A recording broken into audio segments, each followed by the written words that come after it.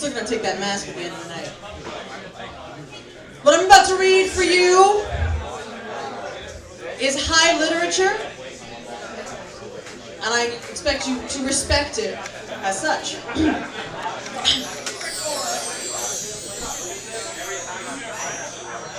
Nothing can quite prepare you for the loneliness of space until you're actually here, floating in orbit on a giant rock as it circles some distant star. This is because up until today, all astronauts participating in the Earth Outpost program had a partner with them at all times. In fact, some of the more active stations have had up to 6 humans inhabiting at once. Now, thanks to budget cuts, our tiny little station on Zorbus will have a single resident for the next year. Yours truly.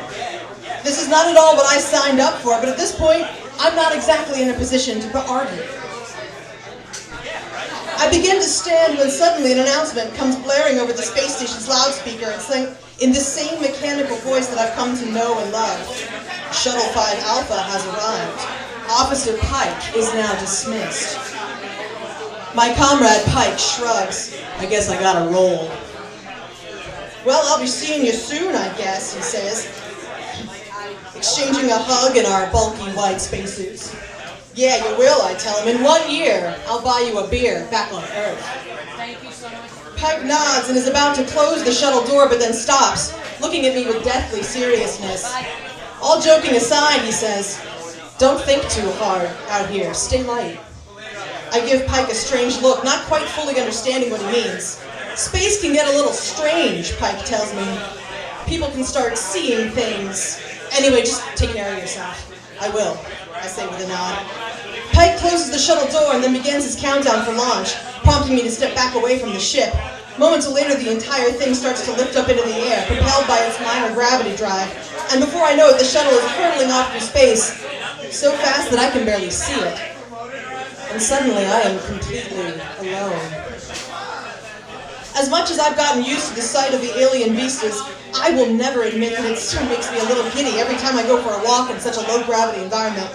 As I bound over the hills, I'll admit that a smile slowly begins to cross my face. It's only when I reach the top of the mountain and look down to the other side that I freeze in shock and fear. There before me, some 100 yards away, is the terraforming station, just as it should be, but beyond the station is a figure clad in a spacesuit very similar to mine. No! Yes! As I continue toward the terraforming station, my head is swimming with all kinds of confusing thoughts. Was I already space crazy? Was I so upset by the thought of my impending loneliness that I created a fellow astronaut in my head? It's possible. Yet as I arrive at the station and search the surrounding grounds, I find definite footprints and follow them before they disappear entirely. I quickly fulfill my duties at the outpost and then immediately head back toward the main station, wasting no time at all as I tear off my spacesuit. I collapse onto the couch and look at my tired and true view of the alien landscape, letting out a long sigh. Who the fuck was out here tonight? I ask myself. I awaken to the sound of a loud knocking on the hatch door, and then sit upright in a moment of confusion. A loud knocking.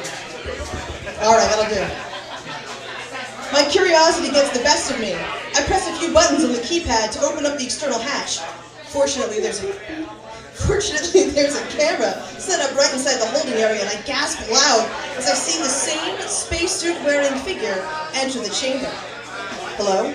I say into the microphone next to me as the external door closes behind the astronaut. Shh! Who are you? Who are you? Comes a voice beneath the helmet. Lance Tanner of the Earth Outpost program, I offer. Lance Tanner? Earth? Asks the voice inside the spacesuit. Yes, I tell him. The voice starts to laugh, quietly at first, and then in a loud, jovial tone. We should talk, says the astronaut. May I come in? Suddenly, I'm standing face to face with the unknown spaceman. Lance, nice to meet you, I say, extending a hand. The figure extends a gloved hand as well, which I immediately notice has only 3 fingers. I'm Orion, the figure responds, and likewise. There's a loud hiss as the window of his helmet slides upward, and I gasp aloud, recoiling in shock. But you're You're a dinosaur? Asks the beast. Yes. This is too much to take all at once. My head throbbing with anxiety, I step back and then have a seat on the couch once again. This can't be real, I start to repeat over and over. This can't be real. This can't be real. I can assure you that I'm very real, says Orion, the velociraptor. Then what the fuck are you talking about? I shout, finally losing it. I can see where the confusion could come from, says Orion. I'm assuming that back on Earth you were taught that my people died in some kind of ice age, something like that? I nod. The dinosaur chuckles. Well, that's some revisionist history for you. There was no ice age. The real reason the dinosaurs aren't around anymore is because we all left in search of a larger and more forgiving planet than Earth. Is that what you're doing here? I ask. The dinosaur nods. Yep. All alone in an empty solar system. As Orion says this, I detect a deep sadness behind his eyes, something that I can relate to all too well. Well, I start, not exactly sure where this is headed. I mean, we're both up here together. I can't see why you can't hang out a bit. I see a faint glimmer of hope behind Orion's dinosaur expression. Yeah? Sure. You play ping pong? Over the next few days, Orion continues to come by the station and hang out. The two of us are an incredible duo, talking for hours on end about our experiences in space, or trading nostalgic stories about our homeworlds. Despite being a bloodthirsty velociraptor, Orion is actually incredibly sweet and has a truly gentle soul. The longer that we spend together, the more I find myself drawn to him. Attracted, even. Our difference in species surely couldn't classify me as gay, could it? As the days turn into weeks and the weeks into months, I began to wonder if I'd even care. Finally, after a long night of ping pong and chowing down on astronaut ice cream, me and Orion find ourselves lounging on the couch and looking over the great hills together. Can I ask you a personal question? I start. Orion smiles. Sure thing, Lance. Shoot. You ever think about what it's like to fuck a human? Yeah, I mean... all the time! Who hasn't? The thing is, I'm a pretty big dinosaur. Human women are just so delicate, I would probably crush one if I tried.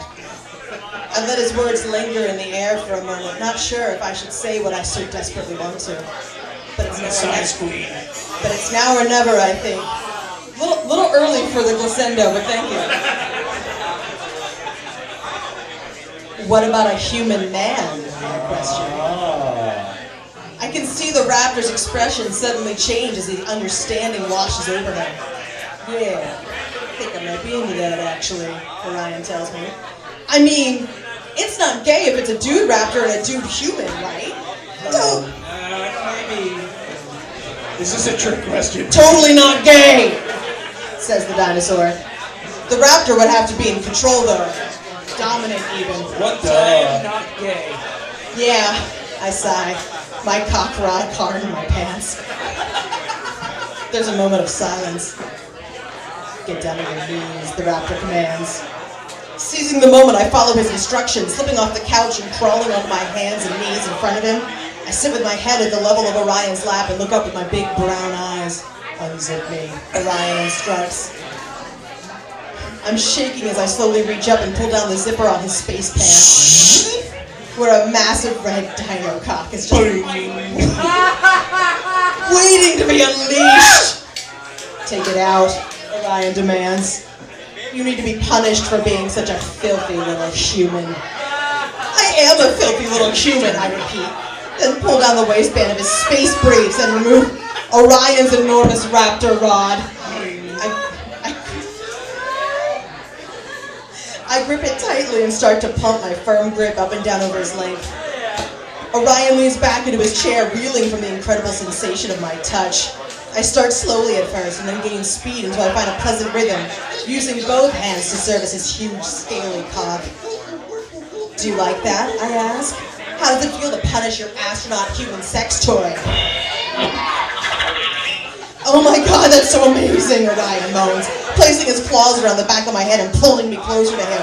Now punish me with that pretty gay mouth of yours. You're gonna take that dinosaur dick and you're gonna like it, Orion tells me. You should have known better than to test me. My people have been fucking for billions of years before you humans were even around. When Orion finally lets me up for air, I take a massive gasp and then climb up to kiss him deeply on the mouth. Pound me like the homo space boy that I am, I beg.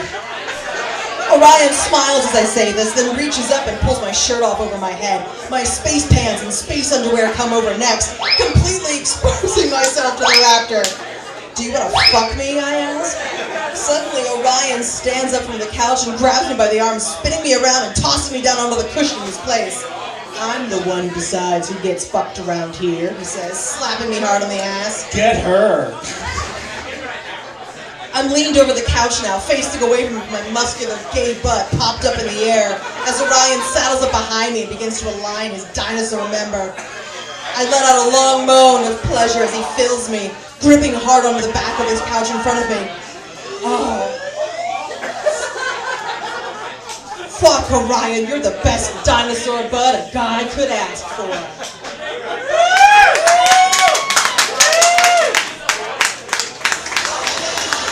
Ladies and gentlemen, PennyAlfredo! PennyAlfredo! Now, is that